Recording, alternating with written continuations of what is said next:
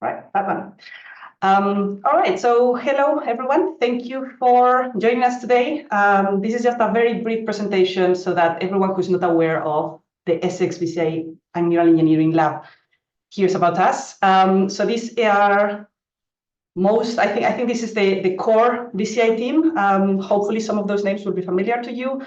Just to say, we have we're a very interdisciplinary team. We have people from computer science, people from neuroscience, we have a psychologist, computer scientists, so a bunch of related disciplines, and we like to work together. The primary focus of our lab is to develop advanced methods for decoding and interpreting neural signals, mostly, well, particularly through non-invasive techniques, such as EEG and FNIRS. And we also, I think it's fair to say that one of the things we care about is it's not about just doing research in our own spaces, but to actually improve the quality of life of diverse populations. So we work with patients whenever we can. Very brief slide about some of the facilities we have here, which I won't go through, I won't bore you with, but if you're interested in any of these things, you can get in touch with us, and we are very happy to collaborate with people. And this is the second, it's the second of our online webinars. We had Teresa Vaughan a month ago. Like I said, her talk would be uploaded on YouTube soon. Today we have Raini, which I'll introduce in a moment, and next month on the 20th of March, we're going to have Jose Millán. So those of you who signed up through the Google Drive form, you will receive, and said they wanted to hear about next events, you will automatically be invited to that. Obviously, you don't have to whether you attend or not. But today is all about Raini. So Reinhold Scherer, I think you probably know who he is, and that's why you're here. He is one of the co-directors of the BCI lab in Essex. He's also currently the head of our school in our department. And his primary research interests are in the areas of online brain-computer machine co-adaptation, statistical and adaptive signal processing, and rehabilitation. His active research topics currently focus on gaining deeper insights into brain dynamics and mechanics underlying motor and cognitive learning with the goal of improving the interpretability of brain rhythms and optimizing the performance of spontaneous EEG-based BCI interaction. And today he's going to be talking about non-invasive adaptive neural interfaces, learning to learn. So I will now stop sharing. And Raini, the floor is yours. Okay, wait, let me just. So first, thanks for the introduction. Oh, where's the screen? Share screen. Probably this one. That seems appropriate, yes. Yeah. So again, thanks for the introduction. And welcome everyone to this really nice seminar series. So make a lot of advertisement about this. So thank you for the invitation. And as Anna was saying, today I'm going to talk a little bit about non-invasive neuroadaptive interfaces. But basically what I'm going to do is I will bring you back to a journey, my past 20 years working in the field. So basically all the things which I've done, not I only, but we have done as a research community, also because I've been to several conferences in the past and people continue repeating or making the same mistakes over and over again. So I think it's really good. Hopefully this is really helpful for you to see what we did so that you can basically base your research on these findings. Also, it really nicely, hopefully aligns with what Teresa was saying last week. She really talked a lot about the P300 components or some specific brain signals for people who are not familiar yet with neural interfaces or brain-computer interfaces. And today, I will talk about a different type of brain signals, but also heavily focused on patients. And this is, so we just move on. So there we go.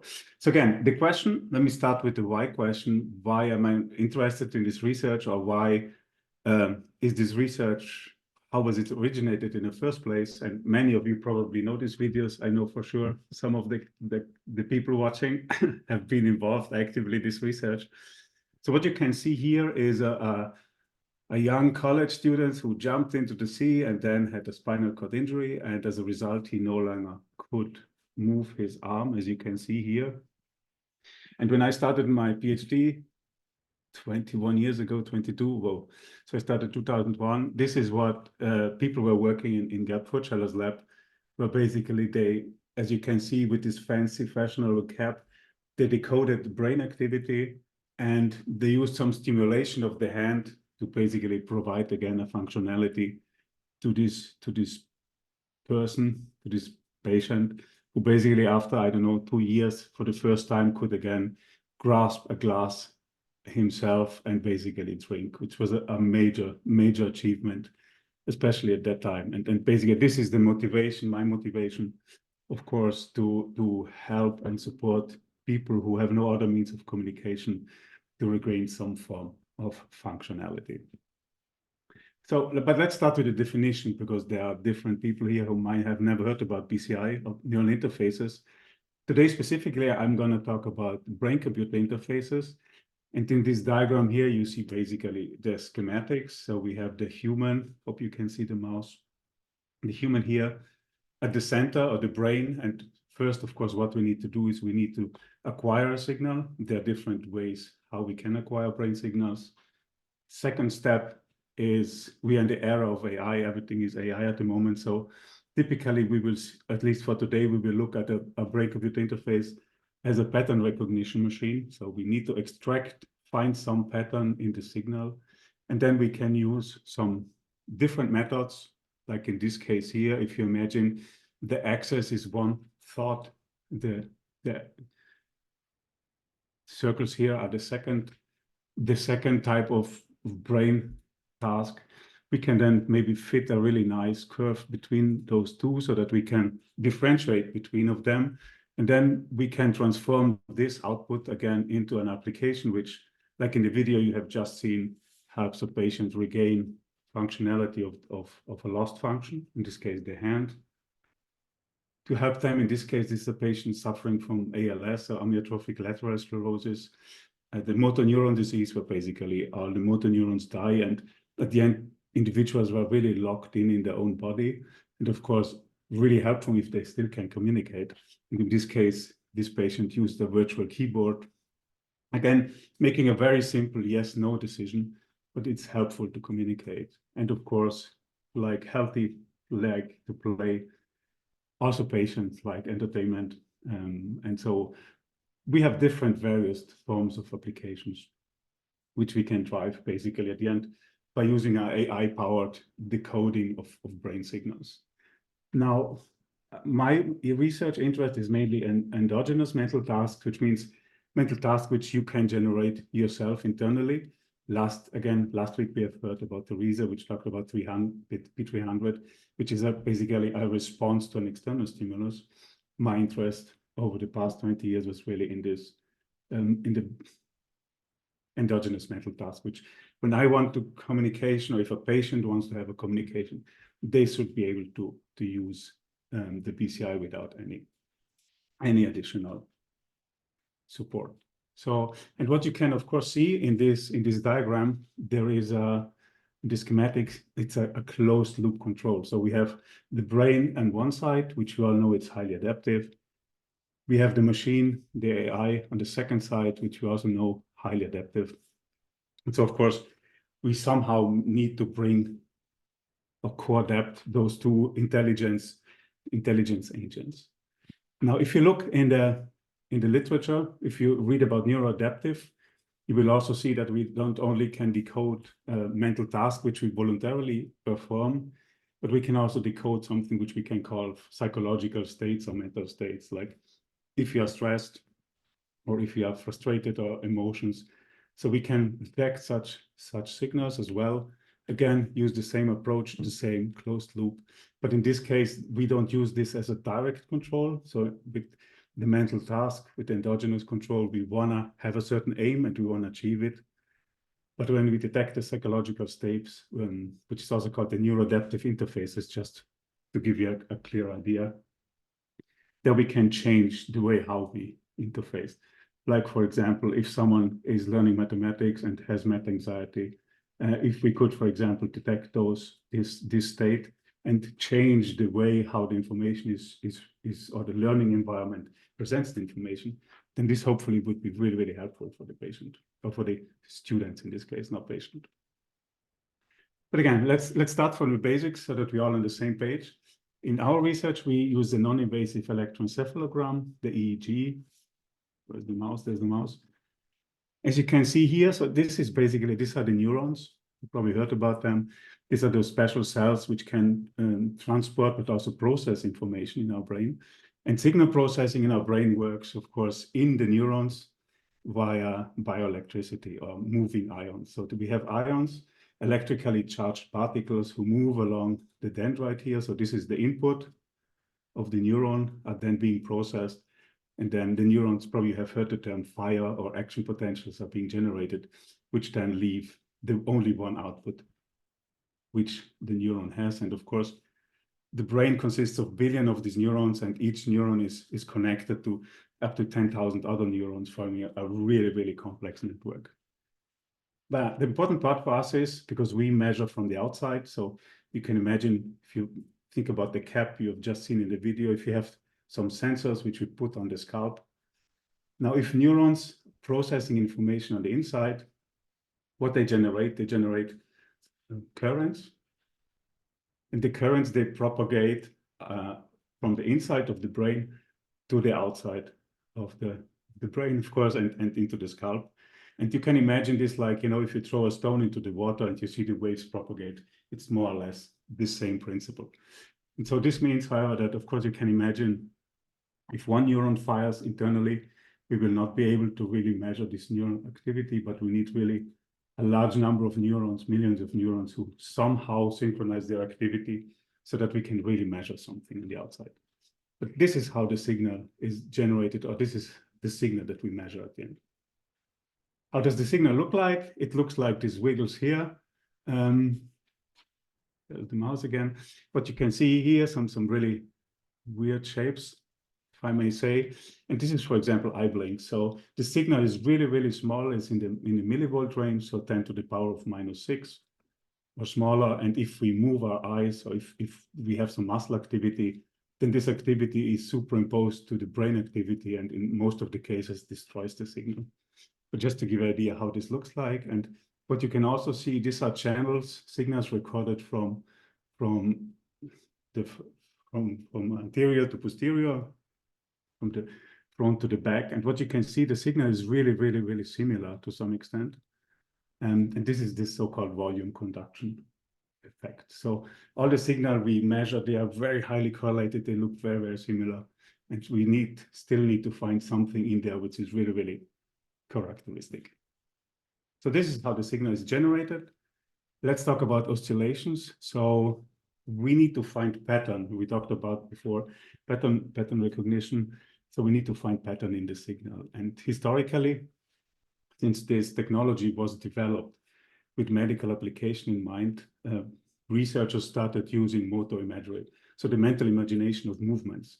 Because if someone can no longer use because of a spinal cord injury, for example, the hand, but the cortex or the brain is still working, we could try to tap into this signal source and use this.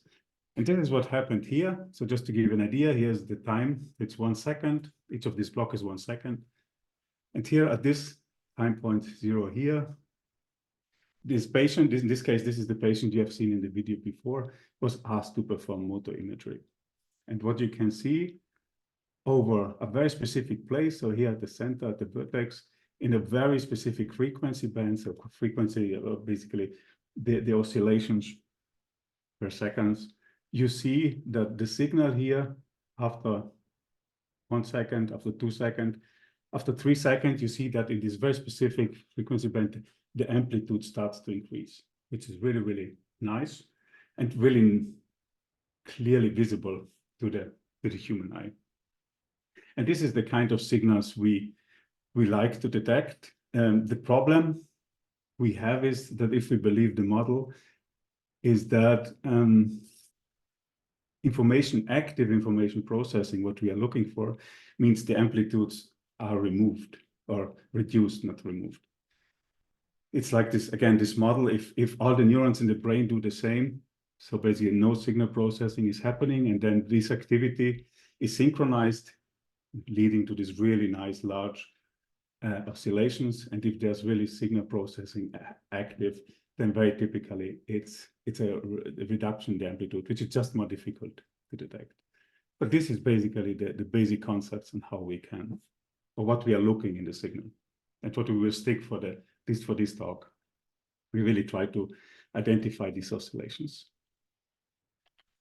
Now next, what you see here, this is an experiment, because motor imagery is a very, very broad term. So if I ask you to perform motor imagery, probably everyone will have a different imagination. So what we did is we compared how does the brain activity look like when we ask someone, in this case, to hold a small ball in the right fist and move the hand. And then if we look at which electrode channels are most relevant for classification, we see that it's these reddish areas here, which is basically reflects the human homunculus. So where we know from neuroscience, there should be activity when we move the hand. In this case, the right hand. If you ask why it's on the left hemisphere, on the left side, because most of the fibers cross in the pyramid to the other side. So it makes sense neuroscientifically. So this is really good. We reconfirmed what we know from the literature. And then we did an experiment and compared this with the kinesthetic imagination of movement, meaning I imagined feeling the movement, with the visual observation of movement. So I imagine seeing the hand moving. And then we had a control condition where we just asked subject, please just observe the movement. And what you can see, if we have a kinesthetic imagination, these two figures looks really, really similar, which is kind of helpful for us. If we do it visually, it's really, really difficult to say what's going on here. And if we have the observation of movement, then we see the occipital part here active, which is basically the visual cortex here on the front. So the results make sense. But the most similar in terms of realistic execution of movement and in imagination is the kinesthetic imagination. So this is what I forgot to say, this is the average over 14 subjects. So in general, if we want to have a good signal, it's helpful if we know where to look for the signal, and this basically gives us understanding. If we tell the patient, imagine feeling the movement, we know where to plug the electrode, which can be very important for real-time applications or for practical applications, because putting on many electrodes, it's quite a lot of work if we could be very, very selective. Now, these are group statistics and looks really nice, which you probably know from some of your neuroscience textbooks. However, if we look at individual subjects, so what you see here is 3 different subjects, and here you see in this column the kinesthetic imagination, in this column here the visual imagination, and you see here highlighted 3 electrodes, and this is the time frequency map. So basically here's the time, here's the frequency, and what you can see visually, that for this subject here, the picture looks completely different than for this subject here. And again, completely different than for this subject here. So now, while neuroscience tells us where we should look for, at the individual level, this can look quite differently. Still, we have some similarities here over the C3 electrodes, but the picture can look really completely different.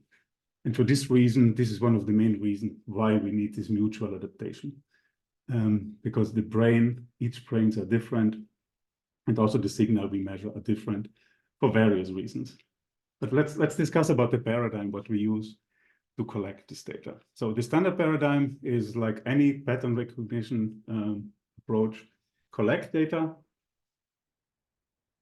then train your method. We use machine learning. Why do we use machine learning or AI? Because our understanding of the brain function is still not very good. And so we need to rely on some heuristics and some statistical metrics to observe it. And so therefore, typically statistical machine learning comes into place here. So we collect the data, we train the method, which means we look for the user-specific patterns. And then we go into the next step. We can do online training. This is where the brain then starts to reinforce the patterns. Hopefully, we get a good performance. If that's not the case, then we have to go back to step number 2, retrain our pattern recognition model, and with the new data, update it and train and train and train. Which paradigm is typically used to collect this data? So BCI is really expensive in terms of time, which means that collecting one thought or one multi-imagery thought takes typically, using the classical paradigm, 8 to 10 seconds, which is quite a lot of time if you think about how much data you really need to build reliable models. Anyway, so typically what happened historically, you get this cross. The user is instructed to fixate the cross with the eyes. Why? Because we know if we move the eyes, we create some interference in the signal, which is not the brain activity, so we need to be really careful. Then there is a cue, in this case, maybe an arrow down or arrow to the right, which tells you feet imagery, or imagine moving a hand. And then typically you have a couple of seconds where you perform this imagery. And then there's a break, a random break of up to 2.5 seconds.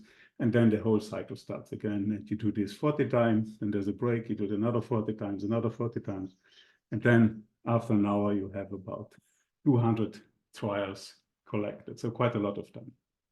But this is the standard, how it has been done. Now, how well does this work? Here, a study of the Berlin group, where on the x-axis, you see the different subjects. So there were 80 subjects, first-time user using a BCI. And here on the y-axis, you see the feedback performance.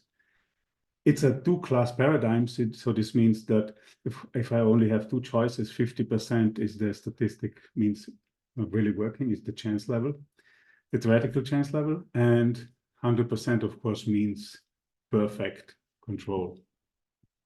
And what you can see here is a really nice linear distribution from the subject. So from these subjects, we can assume that about 50% of the subjects get an accuracy which is less than 75%. If you try to control something with a 75% accuracy, probably you will not be very happy. So in other words, what this means is that out of the box, the systems give you really poor performance and require quite a lot of training if you really need it for communication. And this is also a phenomenon which is called BCI literacy, even if it's a slightly unfortunate name, because this would mean it's the user's fault. I would say it's our researchers' fault to not have found better methods yet to improve this. So it's really working what we do.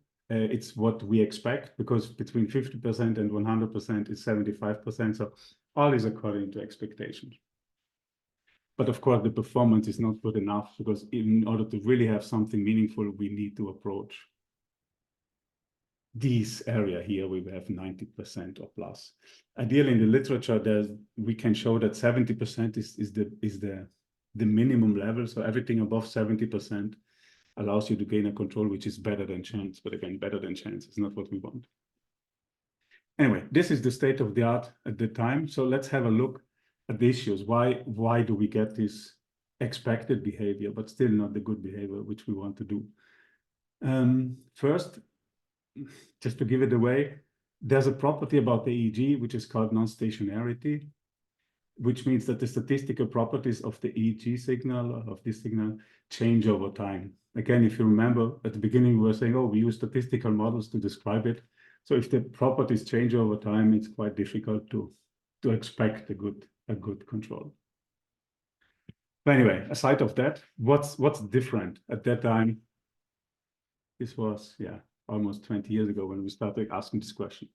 So what's the difference? The difference in the first place is that the offline data collection and the online feedbacks are different. It's like if you learn at home in the comfort of your home for an exam, you know all the stuff, you go to the university and have to apply it. It's probably a slightly different situation. The same here. So imagining something without seeing the effect of your thoughts has definitely a complete an impact on the patterns which you generate, just talking about stress or whatever is superimposed.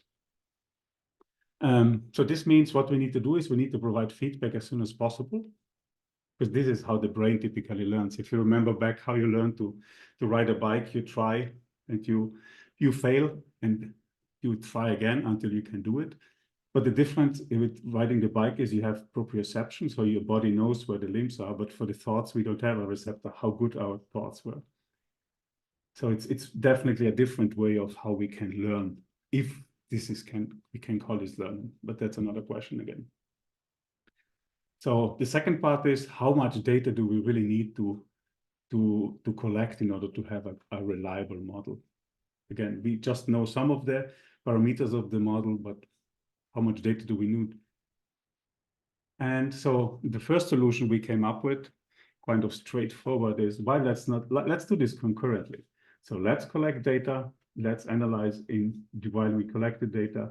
As soon as we have enough evidence, we go into the online mode and give feedback. And so in this case, the model collects new data and it's being updated every couple of trials of these imageries.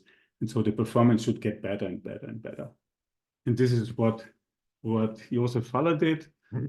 This is maybe a little bit complex graph. So again, on the x-axis here, you see the different subjects. So we have 12 different subjects here. On the y-axis, again, the accuracy, knowing 100% or 1 is 100% perfect control. 50% is this randomness. It's not random because the randomness, so we are interested in the confidence interval around the randomness. And if you do the calculation here, then what you can see about around 60% is the chance level. So everything below 60%, we know for sure is chance. And everything above is definitely better than chance. Now, what you see here, what we did, you might recognize this C3, CZ, and C4.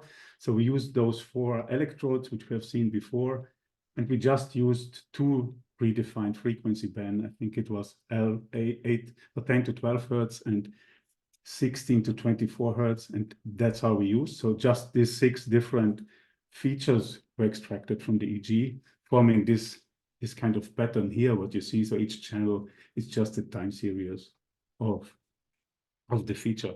And what you can see here, if it's really, really red, this means it's a really, really stable feature. And this here is the average accuracy, or the peak accuracy in average. So this means in average, this subject 1 here was almost 100% correct in every try. And the same for the second day when they came in. So the plan was we had them to come in 3 times in a row. And if they were really good, perfect. And if not, hopefully they would increase. And this is what it shows here. So you see 2 subjects really, really good. These subjects here, still 85%, and they improved from day to day. Here you see an even stronger improvement, or especially here subject 8, which goes from 65% to close to 90% in the 3rd day. And again, this is a system where we just needed to put the cap on and press play. That's it. That's all we had to do. The system automatically analyzed the data, updated the model parameter, and provided feedback. So this were some encouraging results. Maybe the accuracies are not so high, but compared to what we were able to do in the past, this looked quite promising.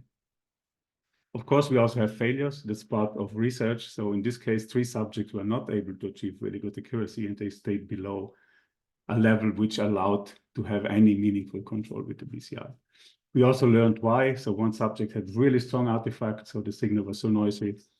Another subject had the same patterns. So the activity was the same, whether they performed 1 or the second imagery. And I think what I forgot to mention is that here we had right-hand imagery versus feet imagery. So this was the instruction. Anyway, so if we look at the time, this is again the 8 seconds or the 10-second trials we discussed before. Here at the beginning was this baseline where they were asked to look at the cross, and what you can see here, this is the average of all subjects.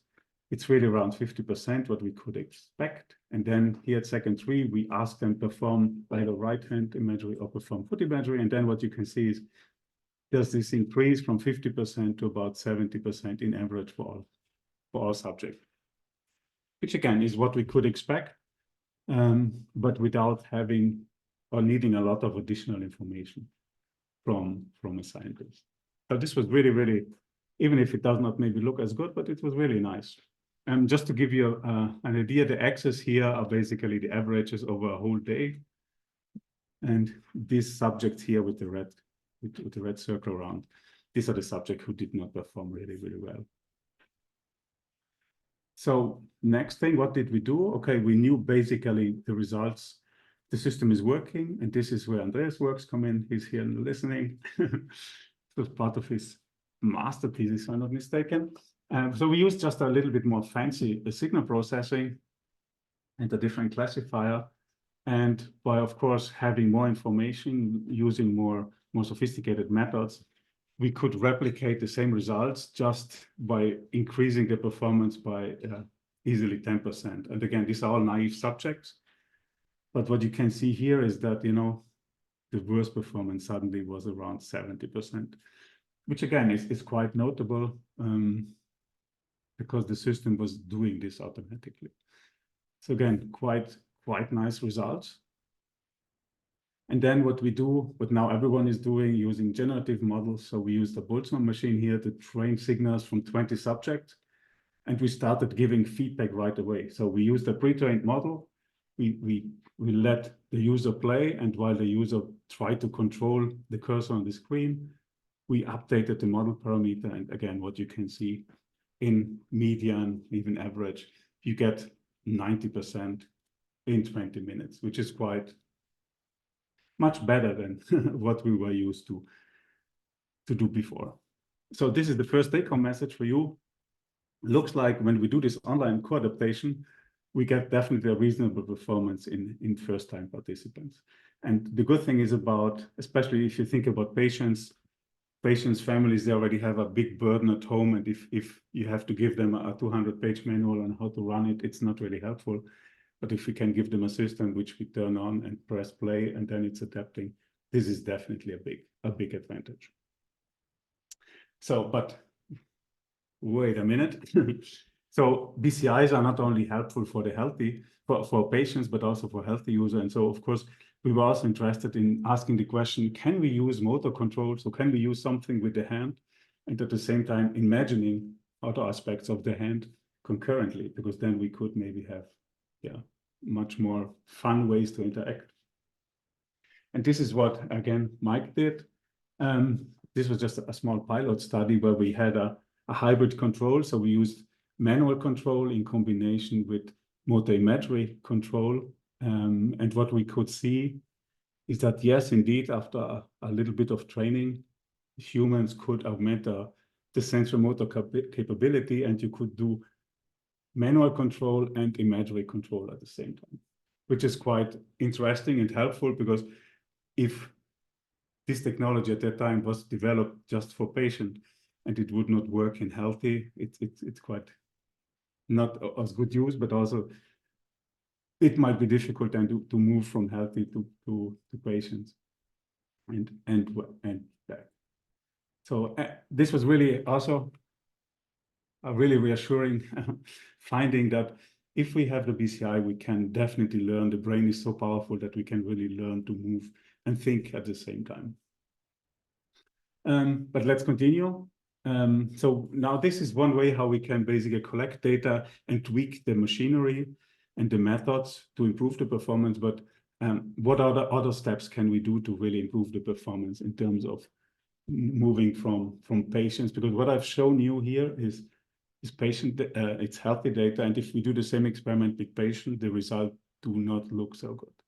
Typically in patients, you're always around the 50–60%, which is not really, really helpful. So we need to other ways to really boost the classification performance or the pattern generation in this case for patients. And so what we did, this was work from Lisa Friedrich, where we simply asked the question, okay, the standard is using motor imagery. What else could we use? What else was used in the literature? And let's just compare which mental tasks generate maybe most distinct patterns, because if the patterns are most distinct from the begin with, we hopefully can increase the classification again. And so at that time, standard methods used in the literature or from other colleagues were rotation of objects. So you can imagine this L-shaped object and you rotate it in 3D. You can imagine creating words, for example, in this case, who start with the letter B, or you can imagine your favorite tune. You can do some mathematics, navigate around your house. You could use, imagine a face.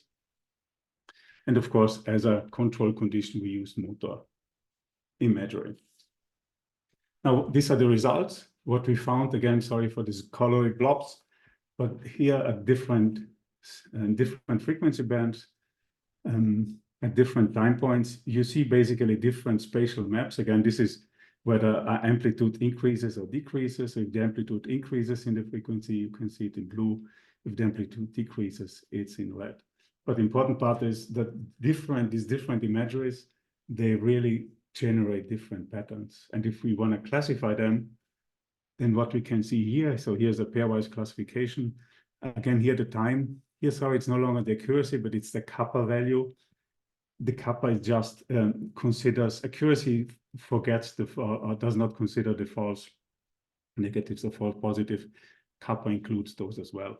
Important thing about kappa is a kappa of 0 means complete randomness, and the kappa of 1 means perfect. And the kappa of 0.5 is probably around 85 to 90%. So just give you an idea. And if you look at these curves here, what we can see is here, the blue curve really has the best performance. And this is, for example, subtraction versus motor imagery. So if instead of using hand versus foot, we could maybe use subtraction versus motor imagery, which gives us definitely a much higher performance than if we look at the brown line here. So mental rotation versus auditory imagery. And so if you look at these results, what you find is that a combination of dynamic imagery and brain teasers, so where we have some very specific problem to solve, like a mental subtraction or a word association, is much, so generates really more distinct pattern when combined with dynamic imagery, so like motor imagery. So this is good, but again, in healthy. And so finally, we went to the patient.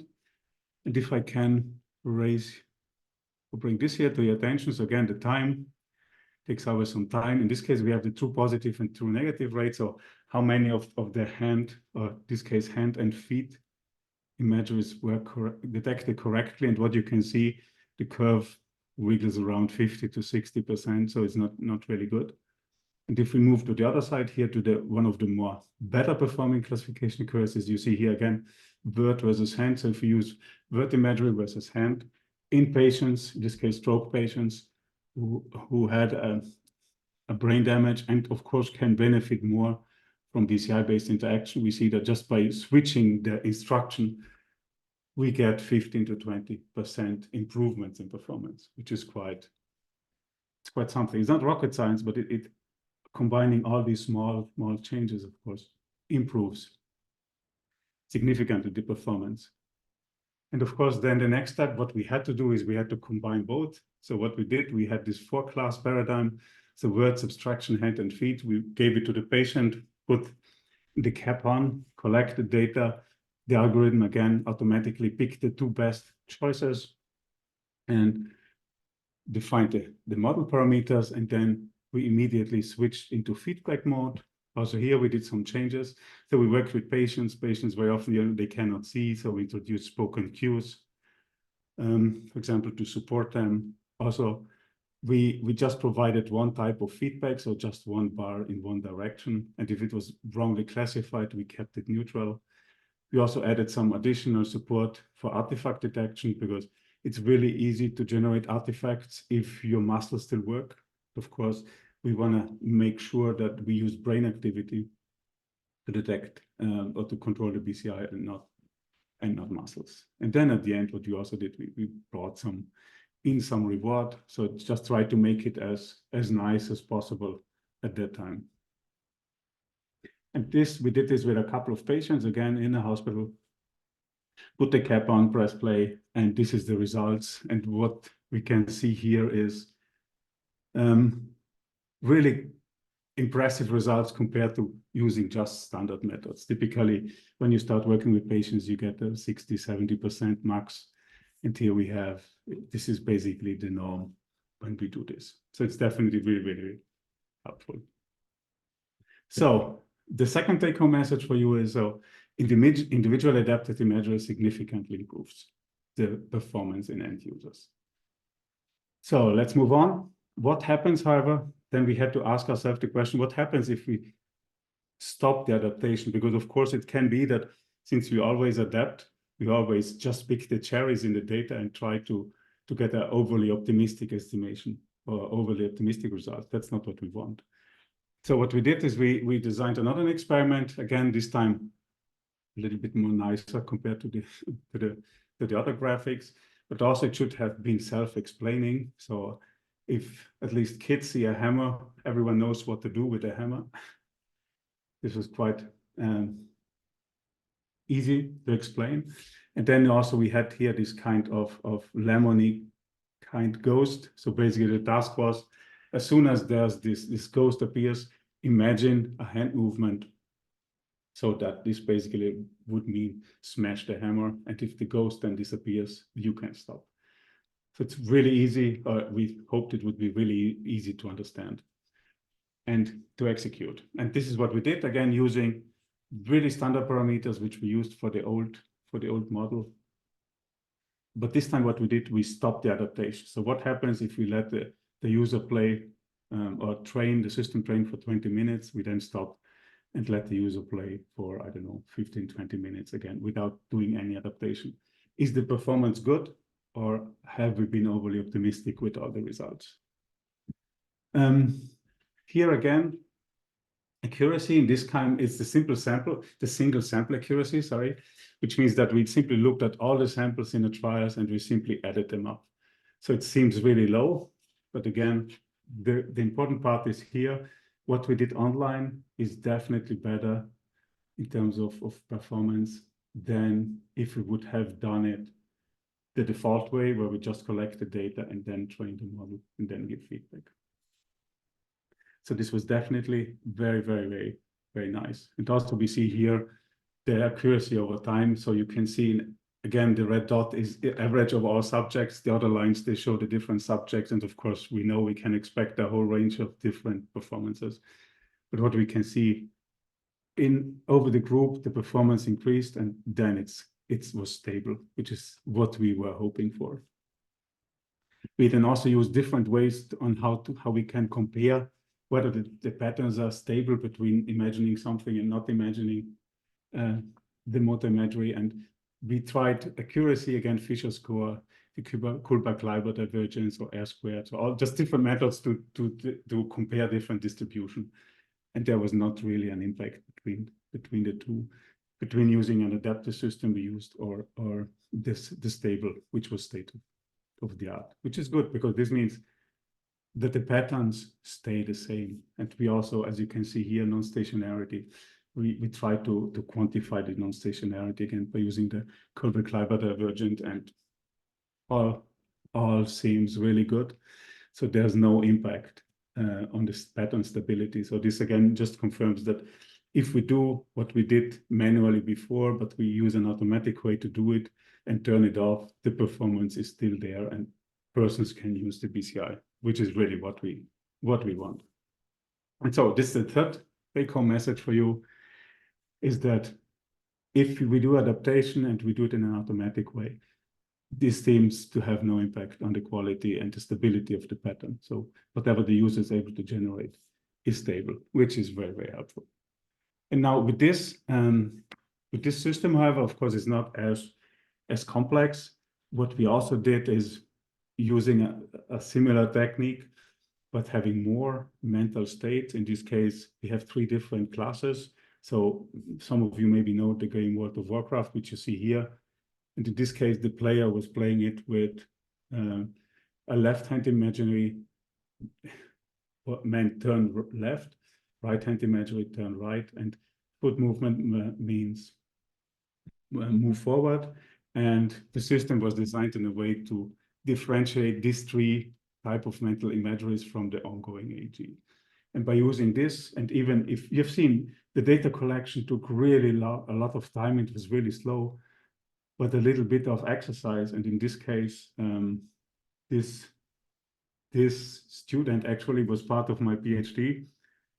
We trained about 20 hours in a different system, which was relevant for my PhD. I then did my postdoc, and 3 years later, when I came back, we reconnected the BCI system, and it was still working. So again, it's a good way to, at least there's not enough evidence, but at least there's additional evidence that if we train to use a BCI, even after longer periods of time, you still can use this skill. At the end, it's a skill which we developed. Okay, but I guess I'll run out of time. Let's again move to the patient. And here I just would like to show you a little bit of the work we did with patients in cerebral palsy, which is a condition which has different symptoms, like as you can see here, swallowing or speaking, but also learning disabilities. And we had the pleasure to work in a European project with patients who had dyskinetic form of cerebral palsy, which means they have an increased muscle tone, so they have spasms, which was very, very difficult, of course, to get to control, and we had to control.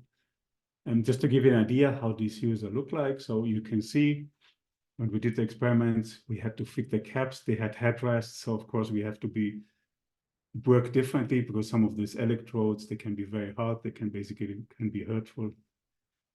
So these are just the real world problems if you work with patient. And what you can see in this video here is this user was just imagining motor imagery, but what you can see is it triggered spasm. And of course, we don't need the BCI to detect these movements. But of course, this can happen at any time. So we need to define methods which allow us to differentiate whether this was just a muscle spasm or this was really a control which the user wants to send to the BCI. So back to the challenge, just this beautiful image here. There's not many things as exciting you have seen in the past, like this one here. So if we think about usability, the graphic design and motivation of this is definitely not top notch. Also, some of the users have limited or some never used their limbs because they could not. So the question is, if we tell them do motor imagery, can they do motor imagery? We don't know. But again, we know now we have other mental tasks we could ask them to do, learn. So for example, like write or do mathematics. Some of these patients have limited access to schooling. So some cannot write, some cannot do maths. So the options we had at that time, we run out of options. Other challenges is, of course, compliance, because if we tell users, please generate a really good pattern so that we can train the machine, the user must be able to understand it. So if the user is not able to follow your instructions or what you ask them to do, it's really difficult in the way how we do it, at least at the moment. And other challenges were like the transition from the arrow. So we used the standard paradigm with the arrow, and it was really difficult for them to understand how the arrow then can be mapped into an application which was useful for them. So again, what we did, and again, this is the main message, use co-creation. Sometimes it's difficult, but interact with the user, ask what they want, and work together with them to solve solutions, because then this is where they then will succeed at the end. So we asked them, what do you want to do? And they wanted to use entertainment. So they were bored very often, so they wanted to play a game using a BCI. And when talking with them, many of those users used something which is called a row column scanning board. So you can imagine, like on this image here, you have 9 elements. And if you want to, for example, pick the flower element here, the first row is highlighted, and then automatically after a few seconds, it jumps to the second row, it jumps to the third row. Since you want an element in the third row, you can basically click a button, and then it starts scanning from the grapes here to the second column where the flower is. We can switch it, so we can select it. And this is a technology which is implemented in many assistive technologies, so they were really familiar with it. So we simply use this and attached a BCI to it. So we have the user here. We collected the raw signal. We developed a method which is called the force, because I like to stay when we have talks to say we use the force to clean the data. And then we use the standard methods. I did not introduce them, but we used standard methods at that time, which are used in BCI, which is common spatial pattern interlinear discriminant analysis, to detect, was this an imagery, yes or no? And then we basically had an additional process to accumulate evidence. And if there was enough evidence to be sure, basically, we replaced this switch here with the BCI. So we developed what they used anyway, and just added a BCI component, not just, but added it. And of course, we need to train them, and they wanted games. So what we did, this is again, we use this 3x3 grid. This is a puzzle game. So here you see a palm tree. This is the next puzzle piece they had to select. And so what we gave them in order to get familiar with the timing and with how the BCI would work, we gave them tablets they could play at home, getting familiar with the timing. And then we used this paradigm again to collect data. I will show you a video in a second. Train the method, and then we created this tic-tac-toe game, which maybe some of you know. And then he could, in this case, the patient could play against his caregiver, one with BCI and the caregiver with finger input. I just show you the whole experiment here. It's speed up, so it's 32 times sped up in time. But you see, this is just a puzzle game, which the user plays, and while the user plays, we collect the data. The system is being set up, and then we move with the calibrated system to the tic-tac-toe game, and then they play different games, and then the video should slow down at some point. But you see that by using this technology, finally, the user, in this case, of course, he won, could play against his caregiver, and there was some really good interaction with them. So again, I know we're running out of time. Usability is really, really important. So we need to, if you work with patients, make sure that you design systems which they understand, which they can use. The instruction must be really, really clear and simple, because otherwise, if we need to collect patterns, or data and extract patterns, and the quality of this data depends on the user, this must be really, really clear. So with this, I stop here. I like to thank everyone, especially the funding agencies. In this case, was still framework 7, so Horizon. Now, but also some current funding agencies here who allow us to continue this kind of research in different areas as well. So if there are some questions now, typically over time, I decided to remove some slides to give time to questions, if there are some. Thank you, Rainy. Thanks so much. We do have at least one question on the chat. I don't know if you want to read it yourself, or do I read it for you? I can do that.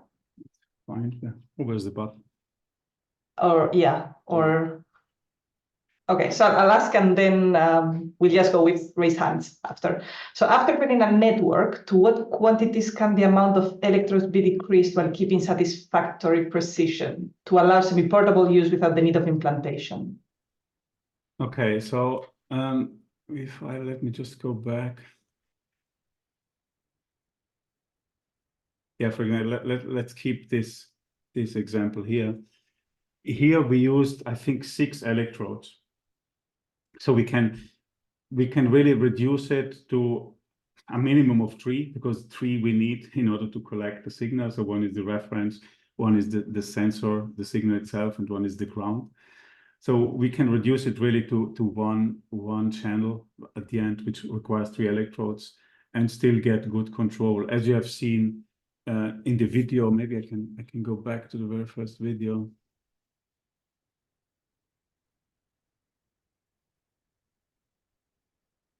There you see that the patient just has one There we go. Oh, how can I? Oh, it doesn't let me stop or pause. But as when you look at the cap the patient is wearing, and you will see there are 2 or maximum 3 electrodes, which is basically the minimum needed.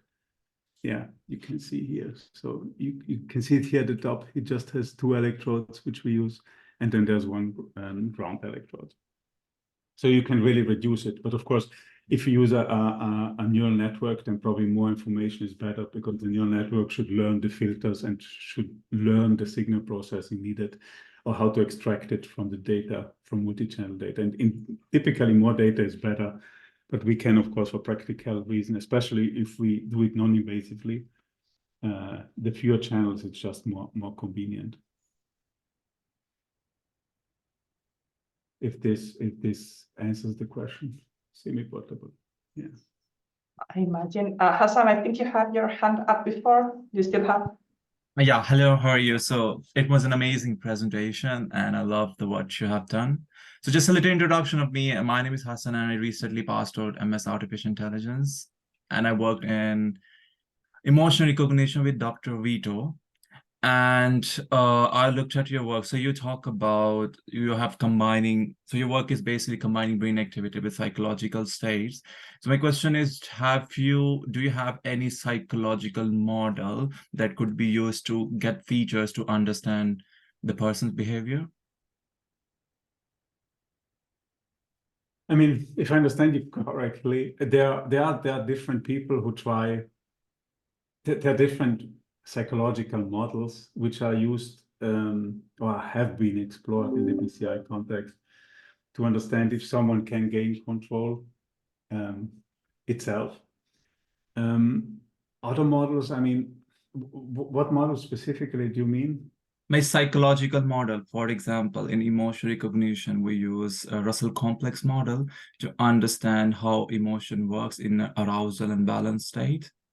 Okay, you mean that? Yeah. But the basics, these are the basics, yes, and we use these models in order to try to induce or generate specific emotions, so that we then can train the models to in this case machine models or AI models to train them. If this is the question, whether there are different psychological models out there. So I'm just not sure if I answered your question or not. No worries. So there is one thing. So you talk about then there's some signals, there is some noise in the data.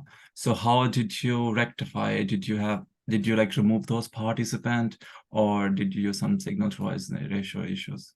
Yeah, it's a combination. So in these cases, we just use some signal to noise ratios.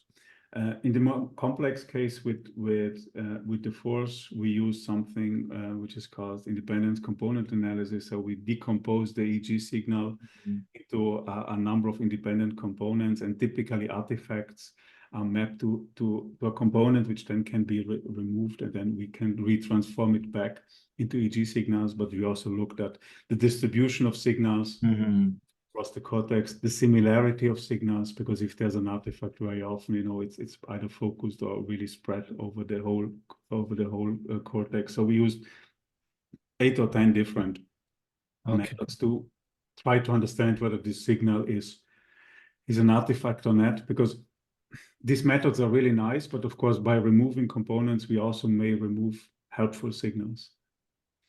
And so ideally, we want to have systems which don't need them, or at least we can design experiments which don't require us to remove signals, which we don't know if they are helpful or not, or are noise or not, because we simply don't know. It's this it's this problem, no. All right. So I have one last question, is basically how many participants did you select for the experiments, and what kind of criteria did you look into selecting the participant? What was the first part of the question? Sorry? The participant, how many participants did you use to collect the data for experiment? I understand. Participants. How many subjects? Yeah. Subjects. Sorry. And like what's the criteria of selecting a participant or subject? Availability. Okay.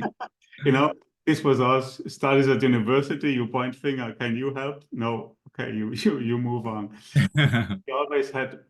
So I think the lowest numbers of participants in the studies I've shown you was, I think, 8 patients. Typically, we had 10 or more participants, because that's one big problem. I agree, because just by measuring 5 people, we cannot make it really sound decisions. So we need many, many more people. The good thing is that if many, at least this is the hope, that if many labs are able to replicate your results, you anyway increase the number, and then you get a stronger evidence of those findings. But yeah, at the end, there's a nice way how you can calculate how many subjects you need, but very often you run out of time because you need hundreds or thousands of subjects if you really want to show some strong. Yeah. But for some questions, 10 are more than enough to really show that the findings are conclusive. All right. Thank you so much. So I have just one request. Like, I love your work. If you had any job, just to let me know. Or any PhD role, I would love to do that. Funding is the problem. The work, we have enough work. I would love to do that. And I'm a good student. Yeah. Thank you. Cool. Someone else has a question? There's one question, but it's not, I mean, it's just if you can share the slides. The recording will be made available on YouTube, but I don't know if you're happy sharing the actual slides as a PDF or something. I can share them, or we can put them on YouTube, doesn't matter. Okay, so we'll put them somewhere and we'll add a link on the YouTube video. Any other questions, people? Andreas. Hi, Reinhold. So given the recent advances in the field of machine learning and artificial intelligence, what do you think? How much will this help us increase the encoding performance of these signals that you're looking for? Do you think that this will help, or do we have too less data as usual? I mean, non-invasive, you're talking. Yes. No, I think, AI will definitely help us to, I hope at least, to find some new filters or some new way on how to interpret the data. And there's some evidence that this might happen. The question is, whether it's this big quantum step or not. I don't know yet, because we need a certain amount of data. And I think there's a lot of potential. Let's say if it's the solution, I'm not sure if it's the only solution. If you ask me, it would be better. My hope would be that we get a better understanding of really how the brain works, or how we can really interpret those data, so that we don't need to guess, unless we have explainable AI. If we know the reason, then yes, but just black box, feed something in and you get the result 0, 1. This can be challenging. It's fun for us if we don't need it, but for patients it can be quite difficult. But I think there's a lot of potential, especially with the new methods where you don't use a lot of training, or you can use transfer learning or different approaches and really try to extract hopefully some meaningful results. But we will see. So far, there was not so much progress as far as I know. In invasive, yes, in invasive, if you think about Chang's word with translation of thought or imagined speech, this is thanks to deep learning possible. No, so it will definitely play a big role.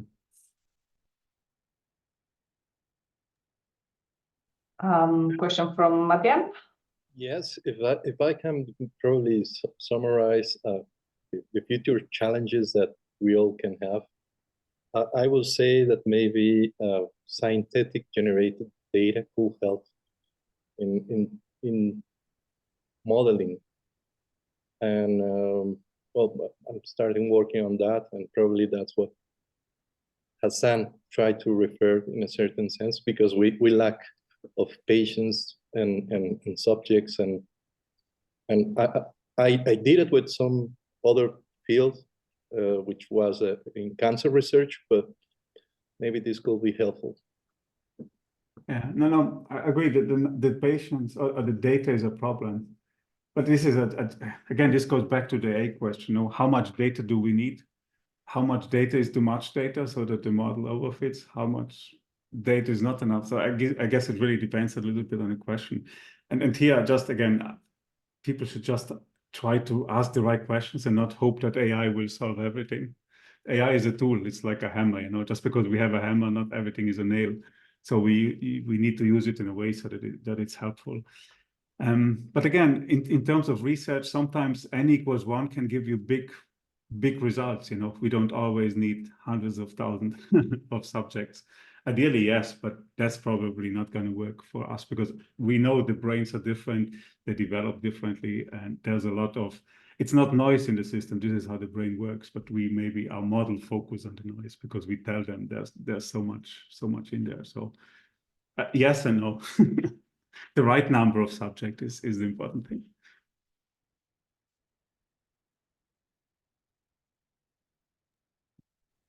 Question from Ido. Okay, thank you very much. Very nice presentation by Rini.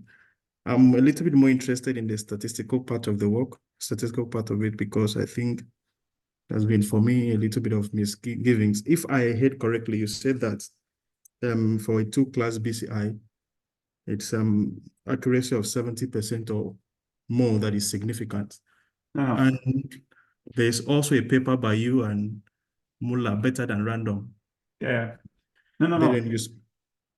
Sorry? Sorry if that's, no. I was saying the 70% is based on simulation, the minimum accuracy you need to get for the BCI to be helpful.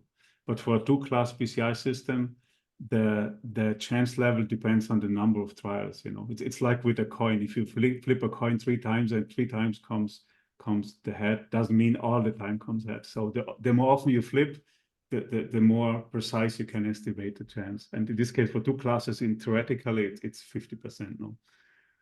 Okay, I think 70% is there's a paper from Andrea Kübel, if I'm not mistaken, where they did a simulation that with 70% is the minimum you need to have any benefit from BCI. All right, thank you, because I was trying to marry that with the trials part that you mentioned in the paper. Yeah. No. Sorry, but thanks. If that was not clear, this is very important. No. So the chance level depends, or the confidence around the chance level depends on the number of trials you have. And sometimes, you know, you don't need a lot of trials to make still good estimation. And then the question is, what do you do with these results? And this is where the 70% comes in. But of course, we all can agree 70% is very frustrating if you play a game with 70% accuracy of a controller, probably 2 minutes in and you rage quit. I would, for sure.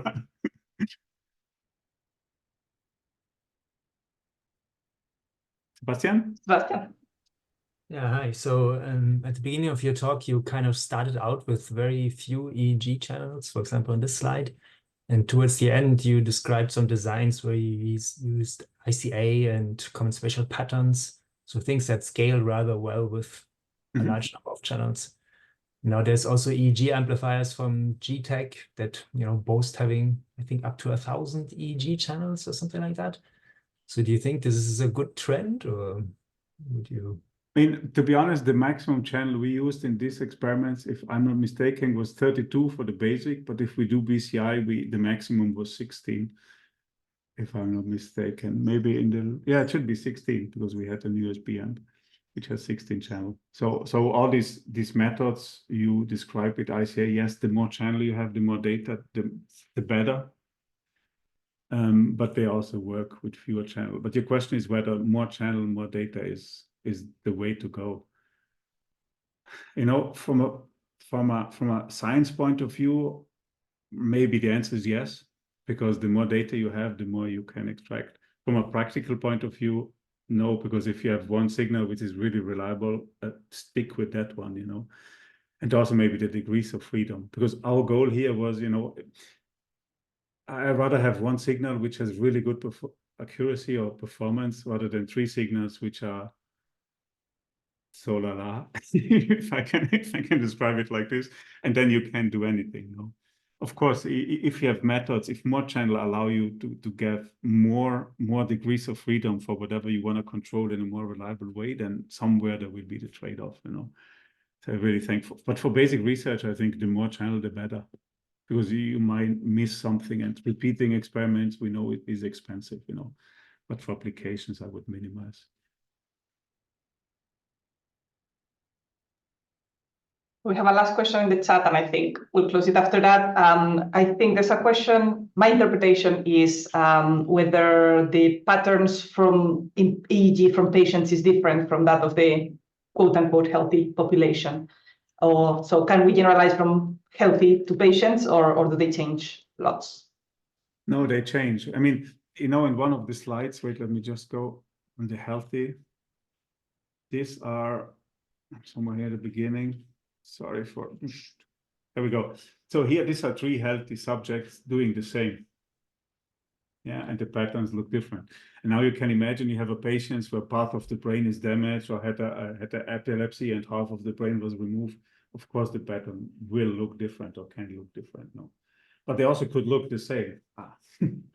Because what we measure, again, from the outside with the EEG is we measure the activity of, I don't know, hundreds of thousands of millions of neurons. And of course, you can create the same shape of a curve by combining different activities. So yes, you can expect it to be different from between healthy individual, and you can expect it to be completely different in the patient population. This makes it so challenging, and therefore, and thanks for asking this question, but that's the point of having something which adapts, not having a solution who works for everyone. Doesn't even work with shoes or other stuff, which is not as fancy. But here, if we want to get good results in a short period of time, which is very important for patients. Again, imagine you have a stroke and you need to make a decision in intensive care within, I don't know, half an hour. You don't have months of training, because typically maybe what was not clear, and I should have mentioned this, typically in patients to get accuracy of 60, 70, 80%, you train for months, several months. So this is not a time some patients have if your life expectancy is 3 months, for example. So yeah, you can expect everything, I would say, in terms of pattern. And it can be perfectly, so in a patient who has really a severe condition, it still can be the same, because it's a superposition of many of these waves. So it's a much more data-driven approach rather than just going with what the neuroscience says.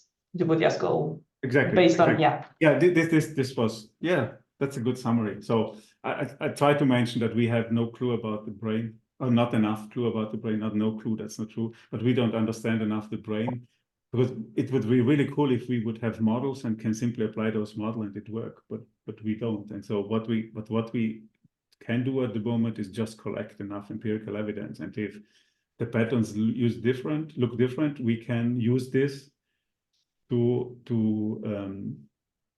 this information to improve the classification performance, of course, but we could also go the other way around how the brain works. We could simply say, let's use some features and let the brain figure out what the best chance is. And this typically works better, because there are some studies who show that if you tell people what to do, you improve really quickly, but then you hit the plateau. And if you let the brain explore the best way, then you start really poorly, but you improve much, much better. But we don't have typically this time, because no one has. If you do a PhD, you don't have 5 to 10 years to work with patient and do all this. So we need to find a way. But both approaches, I think, are okay. And we need to do also the second approach, where we really see how the brain evolves, or what the brain will give us in terms of studying, in terms of controlling, because it's probably much more reliable. But yeah, thanks for helping me to raise this point again. Whatever we find in the literature is true, but very often is group statistics. And here we talk, or we work with individual patients, and then the picture can be completely different. No? Yeah. But everyone who works with patients, or will work in patients in the future, you will see what happens. All right, well, thank you very much, Reini. Thank you, everyone, for being here. Let's just virtually clap our speaker. And yeah, it's been really great. Like I said, our next talk will be sometime in March. It will be advertised to the usual channels. So just, keep it in your calendars for now. Thank you. Thank you so much. And Andy, if you have some time, let's catch up. Not now, I have another meeting. Echt jetzt, oder was? Yeah, I have an ISO standards meeting now, or IEEE, whatever.